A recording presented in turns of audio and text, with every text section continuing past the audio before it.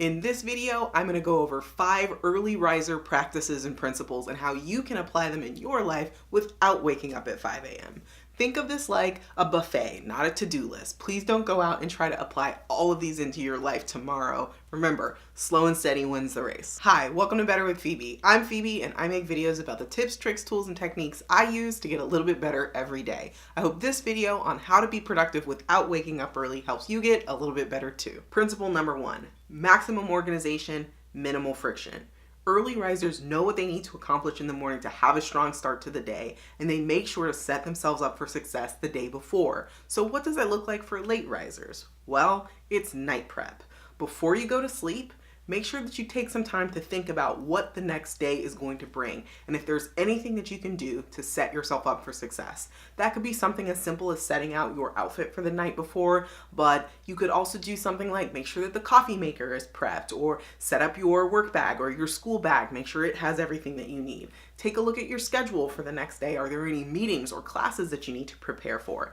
Doing all that before you go to bed means that when you wake up the next morning, your entire morning goes way smoother. Principle number 2, sleep well. Early risers can't rise early consistently if they're not getting enough sleep or if their sleep quality is poor. I made an entire video about how you can tweak your bedroom for optimal sleep. I'll link it at the end of this video and in the description below. But even if you have the perfect bedroom, it's not going to do you any good if you're not spending enough time in it. Sleep is really important. If your work or chosen lifestyle puts you in a position where you're below your minimum threshold by an hour or two every single night, it can really add up. Scientists call this sleep debt, and it can have real consequences for your health. Link in the description.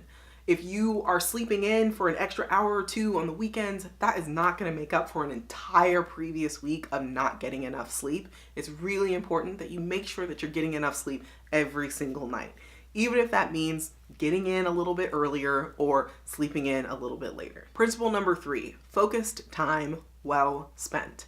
At the beginning of your day, whenever that is, your mental and physical tanks are as full as they're going to be that day. But as you progress through the day, you're burning down that mental and physical fuel to cope with the demands of your life. By the end of the day, you're mentally and physically depleted. Early risers rise early to beat the demands of life so we can spend our best hours on ourselves and the things that are important to us before everyone else comes for the rest of our time.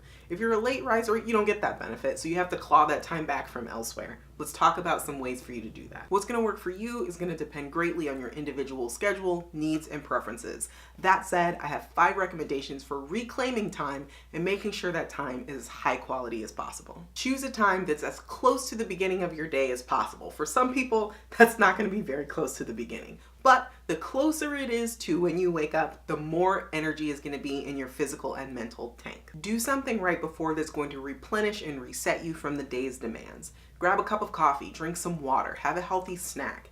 Do a minute of deep breathing. All of these things are going to help center you and help you let go of the demands from before and replenish you so that you're ready to work on the things that are important for you. Try to cobble together 30 or more consecutive minutes to work on your priorities. You want to give yourself enough time to get set up, get some stuff done, and do any sort of tear down that you might need to do before you go back to the rest of the day's demands. It's going to be rare that you could do all of that in less than 30 minutes. Know what you're going to spend that time on before the clock starts. How much would it suck to only have 30 minutes to work on what's important to you and spend 15 minutes of them deciding what you're going to do and how? Eliminate as many distractions as possible. Be ruthless. Think about your life. You know what your distractions are. If you need to turn off your phone, if you need to stay off social media, if you maybe need to let people that you live with know that this is your focused time, if you need to put a meeting on your calendar so that people aren't sending you messages or trying to double book you, do whatever you got to do to make sure that that precious time is used well. Principle number 4. Productivity is not just for the mornings. If you ask me, the number 1 early riser benefit is that you develop skills that are helpful throughout your life. Discipline, self-control, willpower management, self-motivation. All of those things are super helpful, and those skills are available for you to draw on throughout your life, not just in the mornings. But the good news is that for my late risers, you can still develop these skills too by just maintaining the practices that we've already talked about today and being consistent with them. Principle number 5, Do not quit. It does not come naturally to most people to wake up before the sun, not even for most early risers. It does get easier with time and practice, but it will always require daily effort to wake up early and be productive. It would be way easier to quit and go back to living mindlessly, and we're tempted to do it all the time, but it's worth it to keep going, even if there's obstacles or setbacks. So as you embark on your own productivity journey, remember, every day is an opportunity to create the life you really want. Keep going. If you want to get the most out of your precious time here on this beautiful planet, join the Better Crew by subscribing. We're all about getting more done and having more fun. If you're on the Better Crew and don't want to miss an update, hit the notification bell or join my newsletter in the link in the description below. That's it. Thank you so much for spending some of your precious time with me today. I'm Phoebe. This is Better with Phoebe. I hope you have a great day and an even better tomorrow. Until next time.